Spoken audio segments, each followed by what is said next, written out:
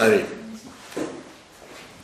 Alors, nous allons voir la suite des halakhot concernant la protection du corps et de l'âme. Shmirat haguf ve'hanefesh.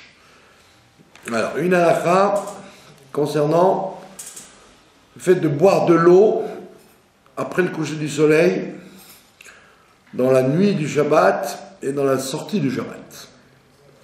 D'accord? Alors, il y en a qui disent qu'il ne faut pas boire de l'eau.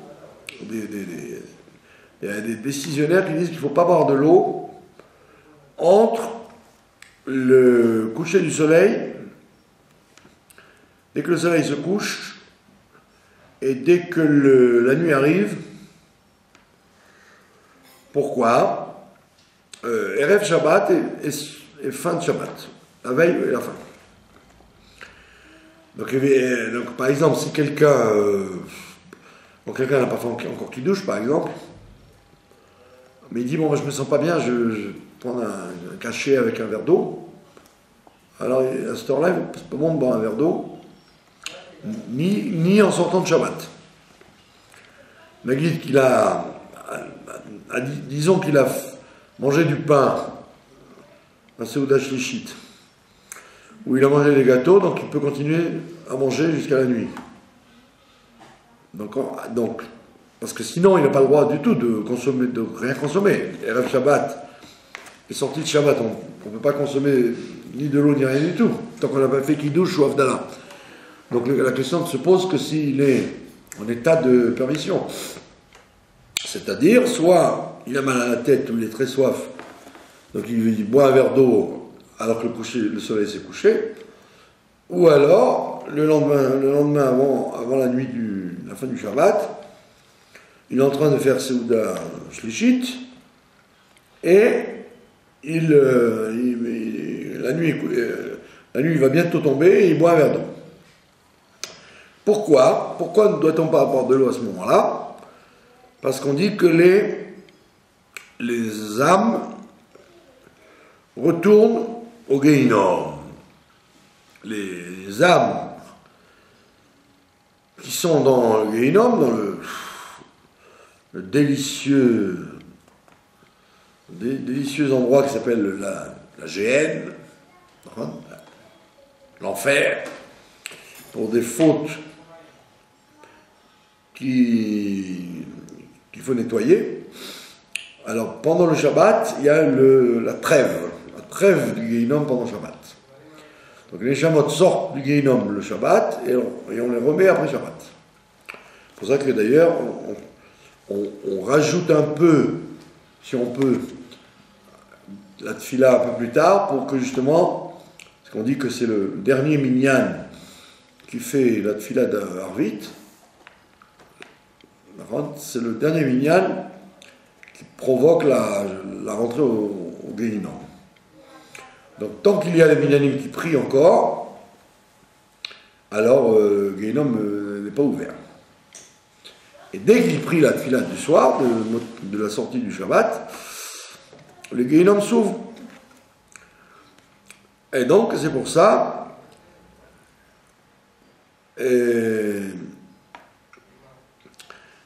que à ces moments-là, on ne boit pas d'eau, puisque on dit que les eaux sont frappées.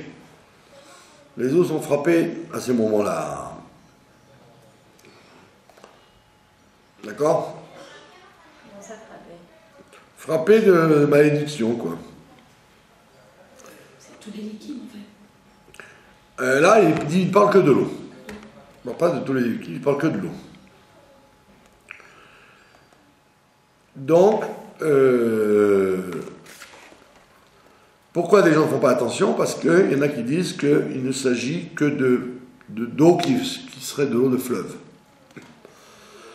Donc à l'époque où les gens ils avaient un puits dans la maison, ou qu'ils allaient chercher de l'eau à côté du fleuve où ils habitaient, alors les gens faisaient attention. Mais aujourd'hui où les gens,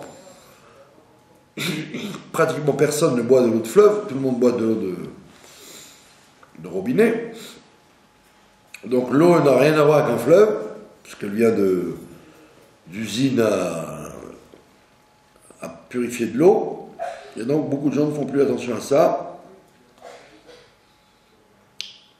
Bien qu'on ne sache pas si effectivement il s'agit de l'eau de fleuve ou de l'eau, quelque eau qu'il soit. Même une eau minérale qui aurait sur une table.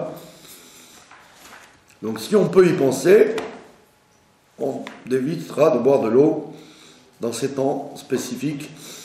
En Israël, il n'y a que 20 minutes entre le coucher du soleil et la nuit. Mais en dehors d'Israël, il y a des fois une heure et quart.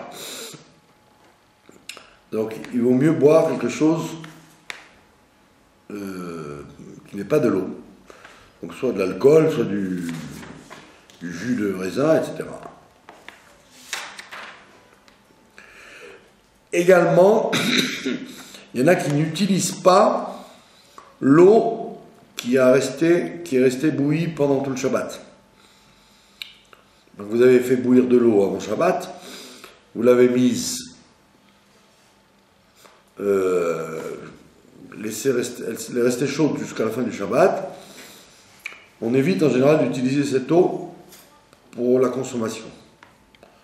On peut s'en servir pour se laver, pour laver la vaisselle, mais on évite de la boire. Donc l'eau des koum-koum ou des appareils électriques, quand le Shabbat est terminé, on évitera de boire une boisson chaude avec, mais on s'en servira soit pour la vaisselle, soit pour se laver les mains. Voilà, deuxième halakha. Une halakha concernant la Havdalah sur du vin. On sait très bien quelle est l'histoire de la Havdalah. À une période dans l'histoire, il n'y avait pas de vin. Pas de vin du tout. C'était une denrée très rare. Donc les Chachamim, ils ont instauré le fait de séparer le Shabbat du Chol uniquement dans la prière. La prière, de dire Baruch Hamavdil ben Kodesh le Chol. Maintenant, quand les gens se sont enrichis, alors à nouveau il y avait du vin qui était disponible. Donc les Chachamim, ils ont fixé de faire Havdalah avec du vin. Et ils n'ont pas enlevé pour autant la Havdalah dans la prière. Mais malgré tout, on doit faire Havdalah sur les deux, quoi. Havdalah dans la tfila, et si on ne fait pas la tfila, dire la phrase Baruch Hamavdil ben Kodesh le Chol, et en plus faire Havdalah avec du vin. Pourquoi il y a une distinction? C'est que la Havdalah verbale, c'est pour nous permettre de faire des travaux qui étaient interdits Shabbat, les 39 travaux de Shabbat. Donc quand déjà les 3 étoiles moyennes apparaissent dans le ciel, vous pouvez dire la phrase Baruch Hamavdil ben Kodesh le Chol et faire des travaux. Allumer, éteindre, tout ce que vous n'avez pas le droit de faire Shabbat, vous pouvez le faire dès que Shabbat est sorti des 3 étoiles. Mais ça, c'est pour les travaux. Maintenant, il y a une autre action qu'on a besoin de faire, c'est de manger. Manger et boire. Donc la Havdalah verbale, c'est pour les travaux, et la Havdalah sur du vin, c'est pour pouvoir manger et boire. Et à cela, tout le monde est convié, même aussi bien les hommes que les femmes. Seulement, comme on l'avait expliqué une fois, la différence entre le kidouche de rentrée de Shabbat et le kidouche de sortie de Shabbat, Havdalah s'appelle kidouche de sortie de Shabbat, la différence, c'est que le kidouche d'entrée de Shabbat, tout le monde dit que la femme y est astreinte. Comme toutes les mitzvot positives, elle doit les faire, et les mitzvot négatives. Donc la mitzvah positive de kidouche, de kavod, de bien manger, d'être bien habillé, etc. Tout ça, la femme y est tenue comme l'homme. Donc l'entrée de Shabbat, on est d'accord que la femme doit faire ce kidouche. Donc si elle n'a personne pour être quitte, si elle est seule, ou pas mariée, ou elle n'a pas ni père, ni mari, ni fils, pour la rendre quitte, alors elle doit faire quand même son kidouche, sur du vin. Mais maintenant, pour la sortie du Shabbat, là c'est une discussion. En quoi c'est une discussion? Une discussion à savoir, est-ce que le kidouche est une action pour sortir du Shabbat? Donc comme vous êtes rentré dans le Shabbat avec du vin, vous sortez du Shabbat avec du vin, ou est-ce que c'est une action pour rentrer dans le Chol? Donc si je dis que c'est une action qui est liée au Shabbat, alors comme à l'entrée elle est tenue, à la sortie elle est tenue. Mais si je dis que c'est une action profane, pour rentrer dans le Chol, alors à ce moment-là, comme c'est une mitzvah liée au temps, alors elle n'est pas tenue. Donc c'est une discussion très importante. Si je dis qu'elle est tenue, alors il n'y a aucun problème qu'elle fasse une bracha, qu'elle boive le vin, etc. Mais si je dis qu'elle n'est pas tenue, que c'est une mitzvah liée au temps, alors je me heurte à la grande discussion que quand il s'agit d'une mitzvah liée au temps, la femme n'étant pas tenue, alors la femme, à ce moment-là, n'est pas... il ne sied pas qu'une femme fasse une bracha et une mitzvah quand elle n'est pas tenue. Et à ce moment-là, c'est pour ça qu'en général, pour ne pas rentrer dans le problème, pour la Havdalah, on dit on préfère qu'une femme soit rendue quitte par un homme, parce que lui est de toute façon tenu. Donc le kidouche, il n'y a pas besoin de chercher quelqu'un qui vous rend quitte, mais pour la Havdalah, il vaut mieux chercher un qui vous rend quitte. Maintenant, si personne n'a trouvé quelqu'un qui le rend quitte, alors on dit que quelqu'un qui ne fait pas Havdalah sur du vin, il ne verra pas de bénédiction dans ce qu'il fait. Donc celui qui va dire, bon ben, j'ai pas de vin, et je suis pas tenu, ou j'ai pas envie, bon ben, je laisse tomber les choses. On dit que celui qui ne fait pas d'Havdalah en sortant du Shabbat, il risque de ne pas voir de bracha de sa vie. Donc c'est très embêtant. Déjà que même comme ça c'est dur. Donc, à plus forte raison, si on prend des risques en ne faisant pas Havdalah. Mais, on dit que le vin de l'Havdalah, on n'a pas l'habitude de le donner à boire à d'autres. Contrairement au vin du Kiddush, où il y a beaucoup de gens qui veulent en goûter, par amour de la mitzvah, ils veulent goûter du vin du Kiddush. Le vin de l'Havdalah, en général, on laisse simplement celui qui fait l'Havdalah le boire, mais on ne le partage pas avec d'autres.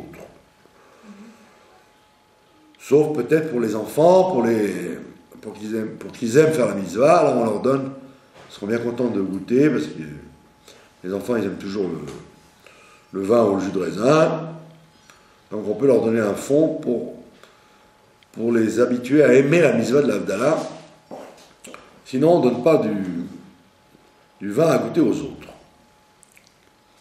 Maintenant, le Mishnah Berurah, le Chafetz Chaim sur le Shulchan Aruch, il dit que les femmes n'ont pas l'habitude de boire le vin de la Havdalah. D'accord? Pour des raisons mystérieuses, il y en a qui disent que ça donne de la barbe, il y en a qui disent que ça apporte malheur, etc. Il y a des tas de trucs qui n'ont pas été confirmés. Toujours est-il que les femmes, en général, ne sont pas intéressées à boire le vin de l'Havdalah, donc, si elles veulent faire Havdalah, qu'elles fassent Havdalah sur une boisson de pays. Au lieu de faire sur du vin ou du jus de raisin, elles peuvent faire ça sur une boisson de pays, c'est-à-dire une bonne bière fraîche, quand c'est pas Pessah, bien sûr, ou alors un café ou un thé. Un café et un thé, ça s'appelle une boisson importante pour l'Havdalah. Donc si une femme ne peut pas trouver un homme qui la rende quitte à faire Havdalah, comme elle ne veut pas faire Havdalah sans boire, alors on lui dit ne bois pas le vin, donc fais sur un autre liquide. Donc effectivement, à l'époque, c'était rare d'avoir quelque chose à boire à part l'eau. Les gens, ils avaient soit du vin s'ils étaient riches, soit de l'eau s'ils étaient pauvres. Aujourd'hui, les pauvres, les riches, tout le monde a toujours des boissons. Donc, c'est bien d'avoir chez soi de la bière ou du café ou du thé pour faire Havdalah avec. Mais, pratiquement tous les décisionnaires disent qu'on ne peut pas faire Havdalah avec ni un jus, ni du Coca-Cola. C'est pas assez... C'est pas rentré dans une définition d'importance.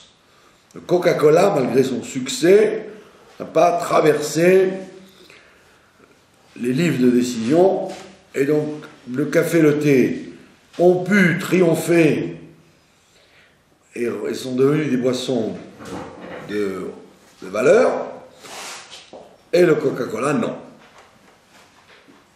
Bien qu'il y ait plus de gens qui préfèrent le Coca-Cola que le café ou le thé, ça n'a pas traversé la permission, et donc même le Rav Moshe Feinstein, qui était très permissif là-dessus, ne permet pas le coca pour faire Havdalah. Donc vous vous repliez sur le thé, le café ou la bière. Surtout il suffit de prendre un petit verre, on n'est pas obligé de boire la canette entière d'un demi-litre. Il suffit de boire un petit verre, et même dans le petit verre, on ne boit que la majorité du verre. Voilà. Donc, on dit que c'est quelque chose de dangereux pour la femme de boire le vin de l'Havdalah. Donc, les femmes continueront à se passer de boire du vin pour l'Havdalah et elles seront quittes ou feront ça sur une boisson autre. Alors, elles ne feront pas la bracha pour réparer les femmes. Voilà, elles feront chez Akol, bien évidemment. Elles feront une bracha sur la chose qu'elles boivent. C'est d'après qui ce commentaire? Pardon? C'est d'après qui ce Ben, commentaire? des milliers de décisionnaires, je ne vais pas vous les citer à chaque fois.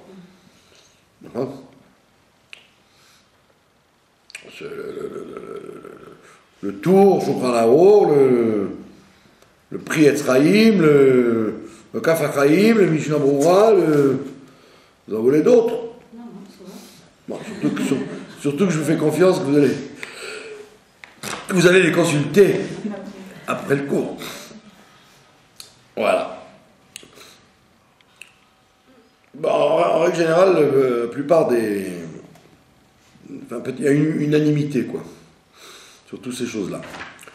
Troisième halakha, le fait de plier le grand talit après le Shabbat. Alors, on amène ça.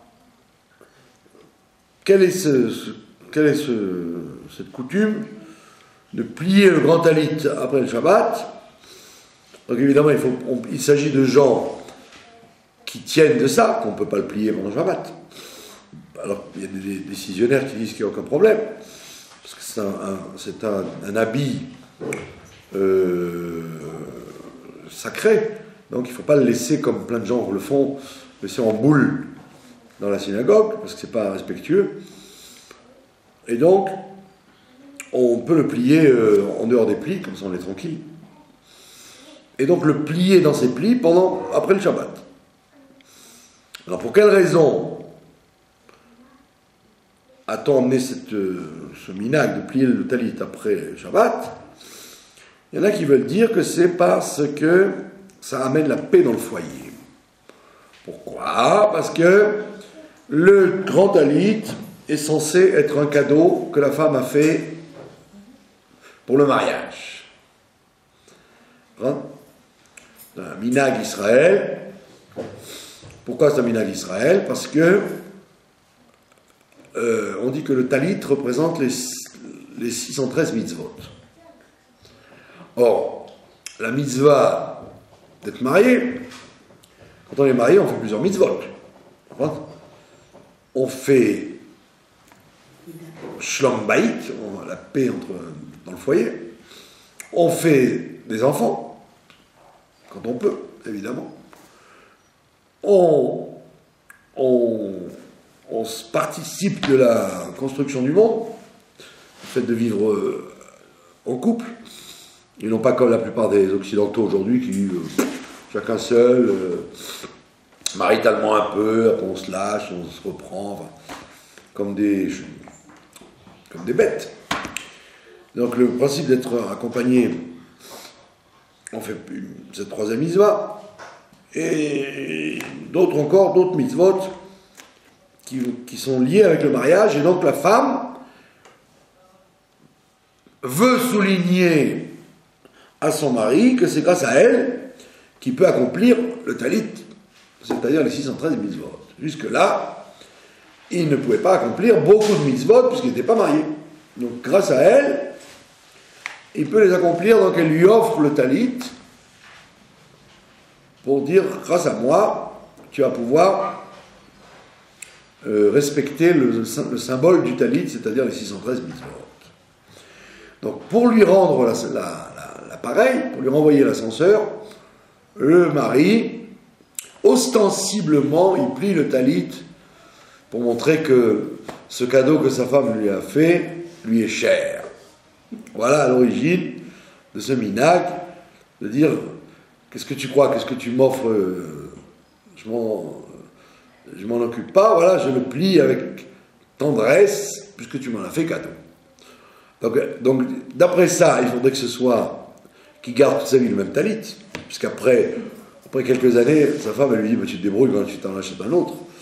Celui-là est crasseux, le mettre sur le teinturier, ça va faire des trous. Donc achète-toi un autre avant les fêtes, mais moi je ne m'occupe pas de ça. Donc le deuxième talit, déjà, il n'a plus rien à voir avec sa femme. Et deuxièmement, en règle générale, la personne, elle plie le talit à la synagogue. Donc d'après ça, il faudrait qu'il le plie à la maison, devant sa femme, et que ce soit celui qu'elle lui a offert. Donc, ce minhag en question, il est très joli, mais il n'est pas toujours faisable. D'accord? Maintenant, comme vous connaissez la blague d'un monsieur qui passe chez le rabbi et qui lui dit, moi vous savez, pour Shlom Bayit, je plie mon talit tous les samedis soirs. Et le rabbi il lui dit, il vaut mieux que tu lèves tes manches et que tu lui fasses la vaisselle, ça lui fera plus plaisir. Il lui fait comme ça, il vaut mieux que tu lèves tes manches et que tu fasses la vaisselle samedi soir, ça fera plus de Shlom Bayit à ta femme que de lui plier le talit. Ça veut dire, soulage-la dans les travaux, c'est plus utile pour le Shlom Bayit que de plier le talit. Ça veut dire qu'il ne faut pas se moquer du monde.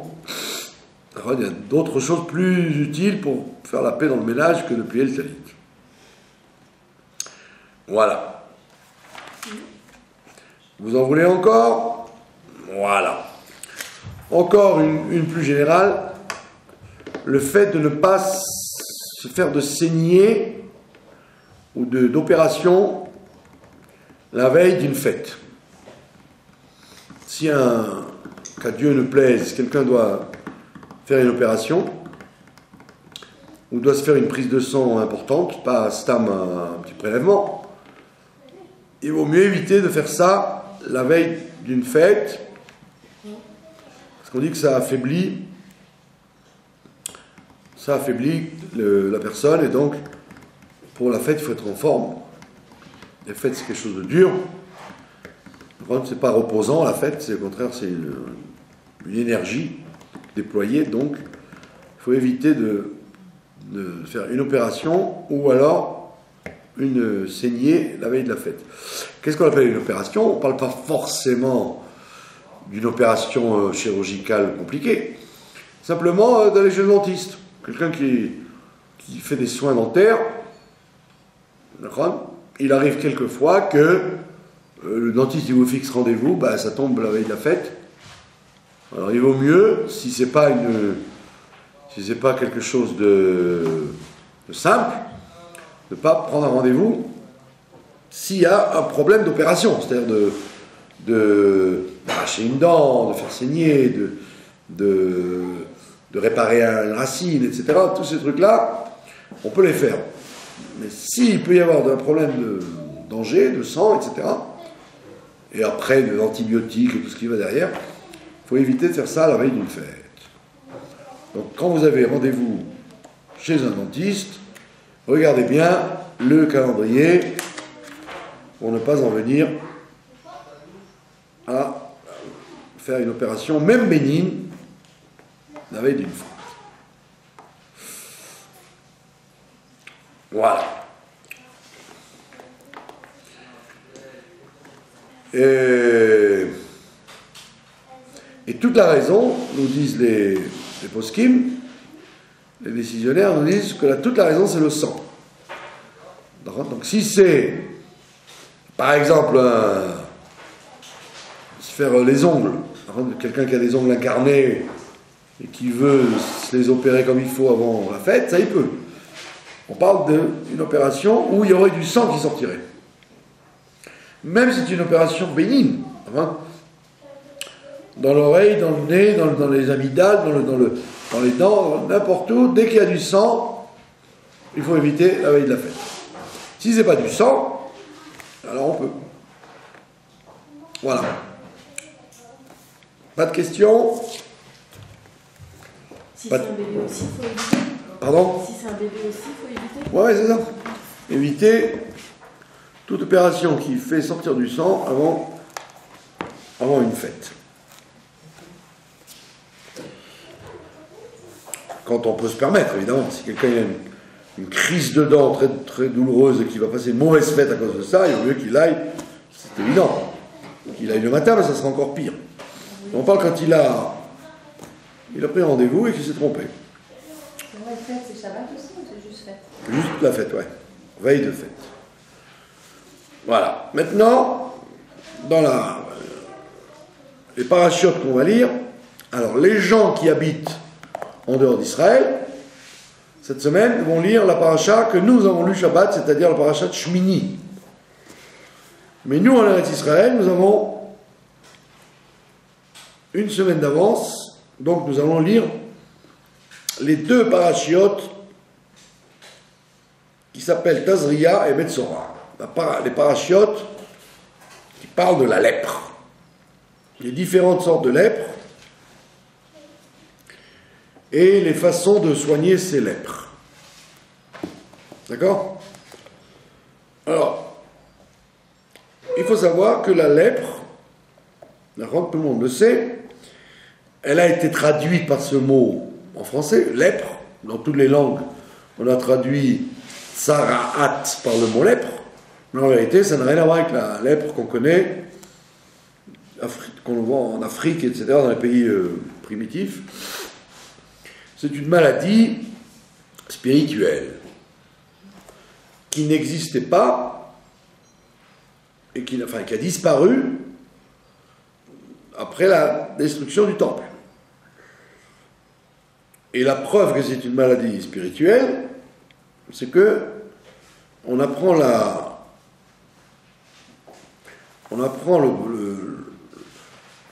le lien avec la lèpre de la première fois qu'on voit une lèpre. Enfin, on le voit souvent dans la Torah, mais la première fois qu'on voit une lèpre qui exige d'être soignée, ça n'est pas quand Moshe Rabbeinu se trouve au buisson ardent, où Dieu lui dit « mets ta main sous ton vêtement, dans ton sein », et il la sort, elle est lépreuse, après elle ressort, et elle rentre, et après elle guérit. on ne parle pas de ce cas-là, on parle, ou la lèpre de Pharaon, etc., on parle de la lèpre de Myriam, qui, elle, a exigé 7 jours de quarantaine, et donc on voit que c'est la première fois que quelqu'un est mis en quarantaine à cause d'une maladie qui s'appelle la tsarat. Donc la Torah nous dit que la lèpre, en règle générale, provenait de la parole négative. Par contre, la lèpre est une maladie qui vient d'avoir, à force ou à cause d'avoir dit la shonara, la mauvaise langue sur quelqu'un. On le voit à d'autres occasions, avec Avimeller, Paro, etc., etc. On voit beaucoup d'occasions où il y a une lèpre qui n'est pas liée avec les paroles, mais dès qu'on la voit apparaître, chez nous, dans la paracha, ça parle de quelqu'un qui a dit du mal. La première fois, c'est Moshe Rabbeinu, puisqu'il dit sur les Juifs qui ne me croiront pas quand je vais leur dire qu'ils vont sortir bientôt d'Égypte. Donc, Dieu lui dit, tu as dit du mal de mon peuple, alors regarde, ta main devient lépreuse. Et deuxième occasion, c'est Myriam. Parce qu'elle a osé dire, ma pauvre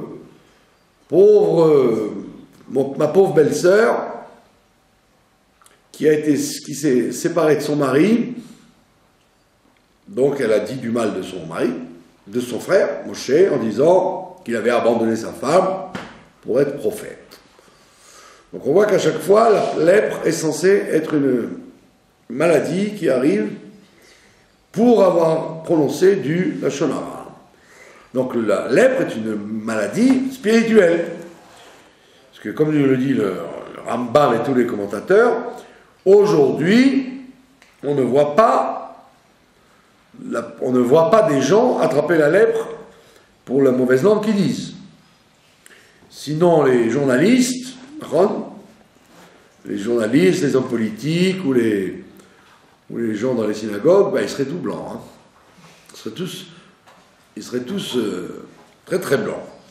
Donc on voit bien que c'est une maladie spirituelle et qui n'était donnée qu'à des gens particuliers. C'est-à-dire quelqu'un qui passe son temps à dire du mal, lui, il ne risque pas d'avoir la lèpre. On parlait de quelqu'un qui avait exceptionnellement eu égard à son niveau spirituel, il s'était laissé aller à dire quelque chose. Maintenant vient le Chafetz Chaim. Chafetz Chaim, il a écrit un livre extraordinaire sur la mauvaise langue. Il a appelé son livre Shmirat HaLashon, le fait de garder sa langue. Et il dit que tous les malheurs du Ham Israël viennent de ça. Du fait que les gens, comme dit le Midrash nous dit que pourquoi le lépreux, dans la parashat Metzora, on nous dit comment le lépreux se soigne, on dit qu'il doit apporter 2 oiseaux au Beth Amikdash.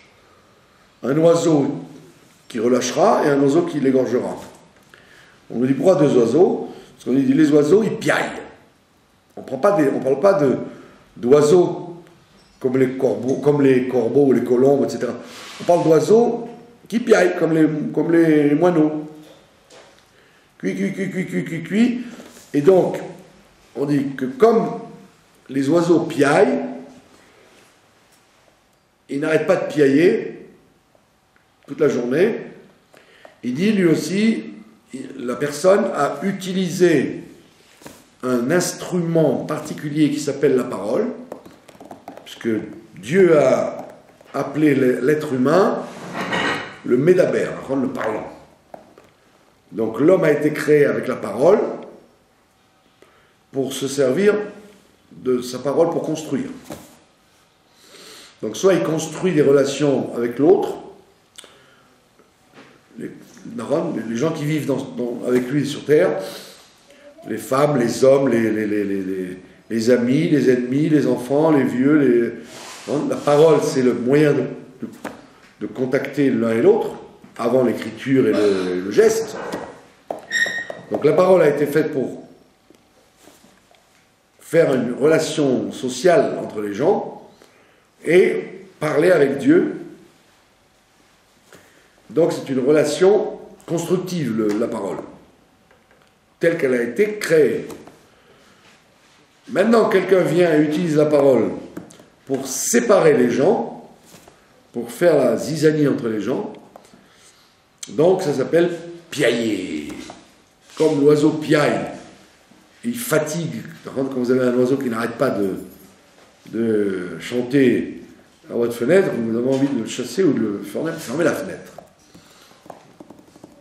Donc on veut rappeler aux lépreux que tu as parlé comme un oiseau parle, pour ne rien dire. Nous, on ne comprend pas ce que dit l'oiseau.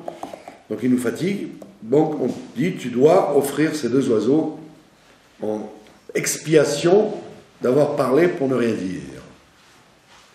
Donc on voit que la parole doit être un pli extrêmement contrôlé pour en fabriquer une relation humaine.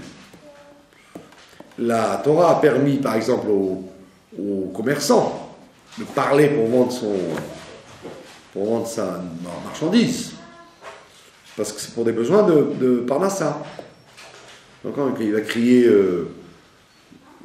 2 shekels 50 les carottes pendant 3000 fois dans la journée, il a le droit de le faire parce que c'est pour attirer le client pour vivre. Donc quand il s'agit d'une parole commerciale, on a le droit. Mais quand il s'agit d'une parole qui casse la relation humaine entre un homme et une femme, entre un père et un fils, entre deux personnes, là c'était puni de lèpre. On voit que la lèpre, à l'époque, avait tout de suite une signification physique, une maladie physique. Et donc, tout de suite, qu'est-ce qu'on fait? Si la lèpre ne s'est pas arrangée grâce à la teshuva de celui qui a parlé, alors on prenait le lépreux et on le mettait en dehors des 3 camps, c'est-à-dire on l'isolait en plein désert. Pour l'obliger à... Comme tu as utilisé la parole pour casser les relations sociales, alors on va t'isoler de la société. Et donc on le mettait en quarantaine dans un endroit où il pouvait parler à personne.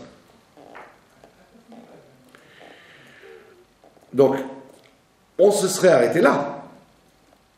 On se serait arrêté là si le Chavetz Chaim, que j'ai cité tout à l'heure, n'avait pas expliqué que, il dit, ne croyez pas qu'aujourd'hui, puisqu'il n'y a plus de temple pour expier le lépreux par les 2 oiseaux, etc., et il n'y a plus de situation où on est obligé de mettre quelqu'un en dehors de la ville, ne croyez pas que la lèpre a disparu.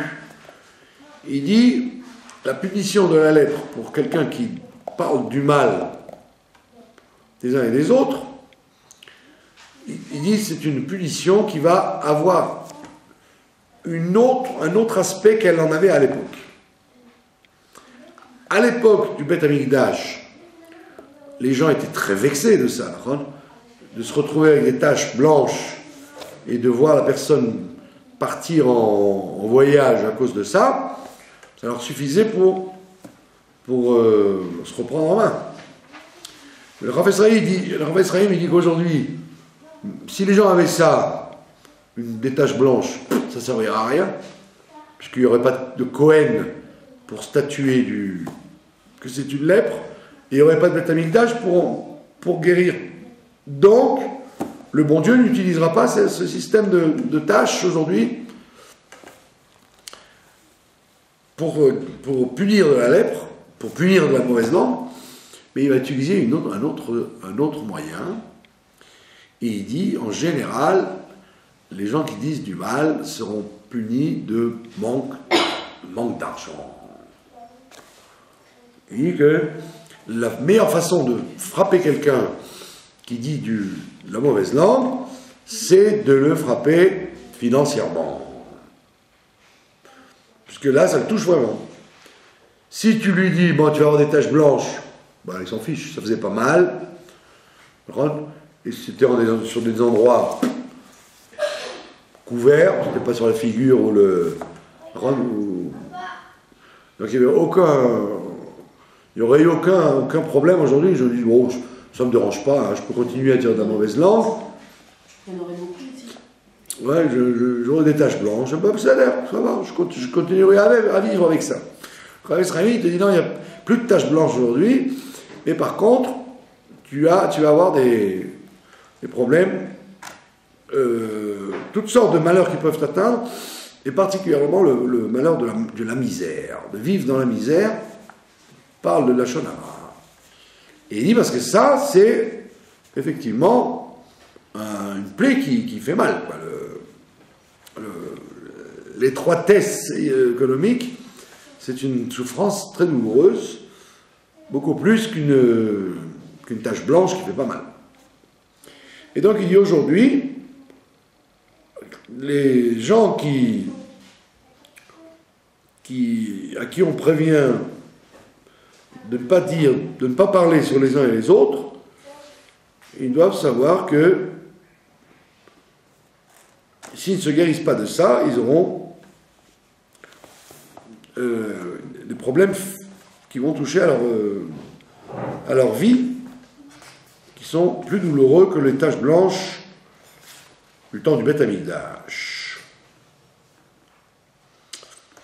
Et donc on voit bien, d'après le Rav Esraïm, il dit, toute la raison pour laquelle la Géoula n'est pas venue, il dit c'est à cause de ça. Le fait que les gens s'ils se haïssaient, mais qu'ils essaient de se travailler sur leur haine qu'ils ont, alors ça irait, puisque nul n'est censé être parfait, mais chacun doit essayer de se parfaire. Que tu aies une tendance à faire du mal, on le sait, parce que tu as une âme animale que tu n'arrives pas à faire taire. Mais au moins, essaye de te travailler pour ne pas exprimer ta haine vis-à-vis de l'autre. Donc, le Lachon Hara, il dit il n'y a pas de Lachon Hara bénin ou malin, tout Lachon Hara est malin. Il est une maladie. Il y a des gens qui disent mais je ne sais pas du Lachon Hara, c'est la vérité. Ah oui, c'est la vérité, mais c'est du Lachon Hara. Donc, c'est-à-dire que quand tu parles, tu dois toujours faire attention à éviter de parler des gens. En tous les cas, si tu veux parler des gens, ne les cite pas pour apprendre quelque chose. Donc éviter de parler des gens, parce qu'en parlant des gens, tu peux en arriver à noircir leur image auprès de la personne avec qui tu parles. Et donc, des fois, c'est pas utile. Si tu veux guérir quelqu'un, tu veux l'aider, tu veux tu veux en parler d'un problème avec quelqu'un d'autre pour l'aider. Même dans ce cas-là, tu dois faire attention quoi dire et comment le traiter. Comment appeler la personne. Ne pas dire ce gangster, ce bandit, ce fou, dire ce malheureux, il a fait ça, il a dit ça, il est arrivé ça, hein. Que dans le but que ça va servir à quelque chose. Mais si ça ne sert à rien, si c'est simplement du colportage, ah, t'as vu ce qui s'est passé avec celui-là, t'as vu ce qu'il a dit avec celui-là, si ça ne sert à rien, ça a une structure de Lachon Hara parfaite, et il faut l'éviter. C'est pour ça que, en général, les gens qui n'aiment pas trop la Torah, la prière, les bonnes actions, ils se rattrapent là-dessus, quoi. Ils parlent et c'est pas toujours contrôlé, quoi. Donc le Rav Esraïm te dit, il n'y a pas de pire mal pour prolonger la galoute que le Lachon Hara qu'on se dit les uns avec les autres, contre les autres, les uns sur les autres, d'une façon un peu, comment dire, débridée et incontrôlée. Et effectivement, la relation humaine, elle passe par le contrôle de ce qu'on dit. Donc il vaut mieux, à la limite, ne pas parler avec quelqu'un, ne pas parler de quelqu'un, faire un break total, que d'en arriver à la Shonara. Et c'est des fois très délicat, parce qu'il y a des gens qui vous disent « Ah, tu n'as jamais rien à dire, tu parles pas. » Parce que les gens, qu'est-ce qu'on appelle parler? Les gens, quand vous leur dites que tu parles pas, c'est pas que tu parles pas Torah ou projet d'aider l'humanité. Non, parler, ça veut dire du mal des uns et des autres. Tu parles pas. Mais si vous commencez à parler en racontant, ben voilà, dans la paracha de Metzora, on dit qu'il faut amener 2 oiseaux, puis bon, ça va, c'est fatigant, je la connais cette paracha, parle-moi d'autre chose. Donc de quoi tu veux que je te parle? Alors soit de politique pour dire du mal de celui-là, soit du quartier pour dire du mal de la voisine, soit de... Donc, en règle générale, ce que les gens aiment quand quelqu'un parle, c'est qu'il va dire, c'est qu'ils vont espérer qu'il va dire de la chaleur. Des trucs piquants sur X et Y. Alors que si vous dites, voilà, je vais te parler de quelque chose, voilà, cette personne n'a pas de quoi manger, ben, il faut que tu l'aides. Donc combien d'argent tu peux me donner pour l'aider? Ah non, ne me parle pas, pas de temps maintenant. Donc ça veut dire que toujours les gens, quand ils ont envie d'écouter des trucs, c'est en général d'écouter du Hachonara. Donc il faut se guérir de ça et donc élever le débat et obliger les gens à ne parler que de choses utiles. Et il vaut mieux même parler de ce qu'on appelle le Dvarim Betelim, ce whisky il est bon, ah non j'aime mieux celui-là, celui-là il est plus fort, mais celui-là il est plus cher, et celui-là ils n'ont pas vendu appeler ça. Il vaut mieux parler de bêtises, sur n'importe quoi, au moins tu ne parles pas des gens. Tu vas parler du whisky toute la soirée, au moins, si tu as réussi à ne pas parler ni du vendeur, ni de l'autre qui en boit, ni de... tu as évité pas mal d'avérotes en parlant de bêtises. Donc si tu n'arrives pas à parler avec quelqu'un de quelque chose d'élevé, alors parle au moins de bêtises, mais parle pas de la Shonara. Maintenant, si tu as affaire à quelqu'un qui peut faire mieux, alors parle constructif.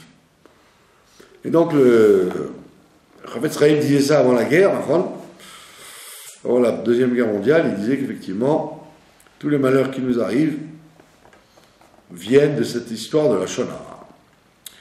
Et pour terminer en beauté, le Chafetz Chaim, il avait toutes ses dents jusqu'à très vieux. Jusqu'à un âge très avancé, il avait toutes ses dents. Alors les gens lui ont dit, c'est marrant, tu as des belles dents encore pour ton âge et tout. Il a dit, parce que les gens qui ont des maux de dents, ça vient du fait qu'ils disent du Lachon Hara. Donc quand les gens vous disent, j'ai mal aux dents, je dois aller chez le dentiste, il faut pas qu'ils vous disent ça, parce que ils croient que vous allez dire, oh, c'est dommage, c'est terrible ce qui t'arrive. Mais tu sais, il faut bien te laver les dents, et puis il ne faut pas manger de sucre. Si vous lui dites, tu sais, les mots de dents, ça vient du Lachon Hara, les gens, ils ont peur d'entendre ça. Et lui, il soutenait le Chafetz Chaim qu'effectivement, la santé des dents a un rapport avec ça. Donc c'est pas évident de respecter cette mitzvah. Maintenant, quelle preuve a-t-on de ce que dit le Chafetz Chaim? C'est intéressant. Il dit ça. Le Chafetz Chaim, c'était quelqu'un qui avait quand même un sens extraordinaire, parce que tout ce qu'il a dit est exact. Il n'a jamais dit une Dvar Torah ou une parole qui s'est révélée ridicule ou fausse. Et à tel point, le Rabbi dit pourquoi il a eu un succès fou avec son livre sur les halachot, c'est le commentaire de Shulchan Aruch le plus apprécié par tout le monde, le Mishnah Berurah. Le Rabbi dit parce qu'il avait un amour d'Israël tellement fort que sa Torah a eu le mérite d'être reconnue par tout le monde. Donc ça veut dire que, comme on dit chez nous, c'était une pointure. Le Chavetz Chaim. Et donc ce Chavetz Chaim, donc vous auriez dit, bon, ça va, c'est une vision à lui des choses, que la Shonara, c'est ça qui empêche la Géoula. Alors quand vous ouvrez le Ora Chaim Akadosh, Rabbi Chaim Ben Attar, sur la paracha, il vous dit, on a une très forte allusion à la venue du Messie de la paracha de la lèpre.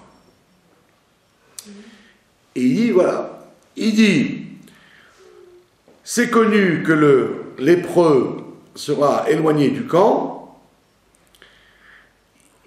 Donc c'est le lépreux, la Gemara nous dit que c'est le Mashiach, qui s'appelle le lépreux, parce qu'il sera incompris de sa génération. Donc il sera éloigné du camp. Les gens diront, qu'est-ce qu'il veut celui-là, on ne comprend rien à ce qu'il veut. Donc il sera lépreux. Il sera mis en quarantaine par le monde, parce que les gens ne comprennent pas ce qu'il veut. Et après, le Chaim Akadosh, il dit, attends, doucement.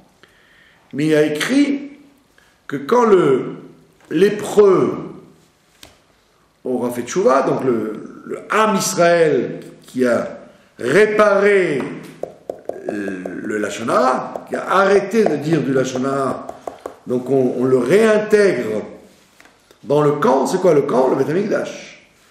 Ça veut dire que le Ora Chaim Akadosh, Rabbi Chaim Ben Attar, il dit, le fameux lépreux c'est le Mashiach, mais c'est aussi le peuple juif qui a fait tchouva de dire du mal les uns des autres, et donc il revient à l'intérieur du camp. C'est quoi le camp? C'est le Beth Amikdash.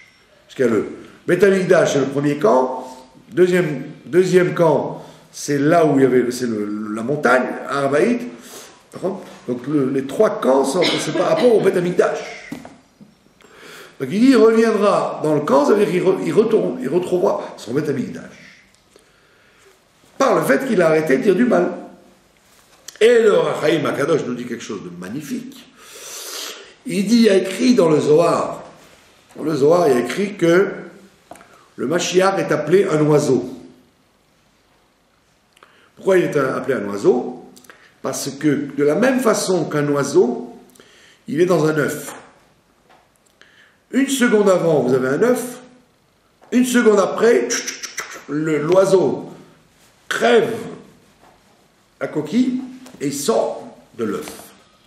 Sort de la coquille et devient un oiseau. Et vous l'entendez chanter, alors qu'une seconde avant, vous aviez l'impression d'avoir un œuf. Et il dit, pourquoi les deux oiseaux?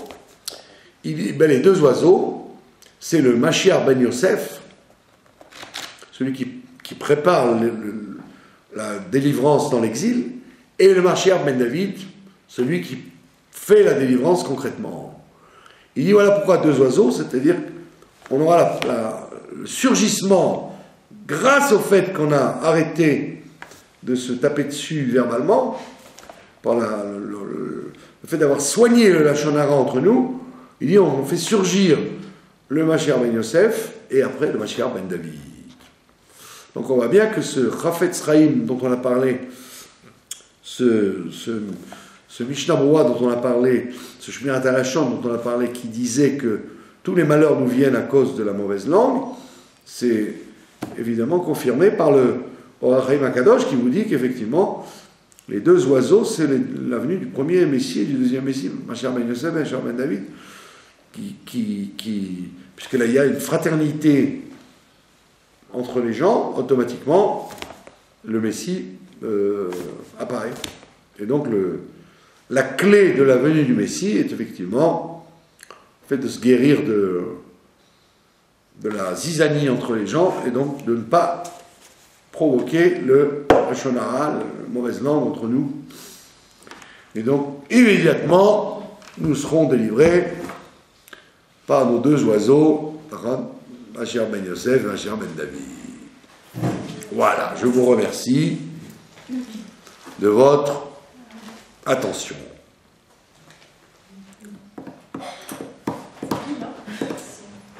C'est pile. 9h03. Alors, on commence à 9h05, 8h05, nous finissons à 9h03. Une heure boule. Vous voyez, j'ai le compas horaire dans l'œil. Bravo.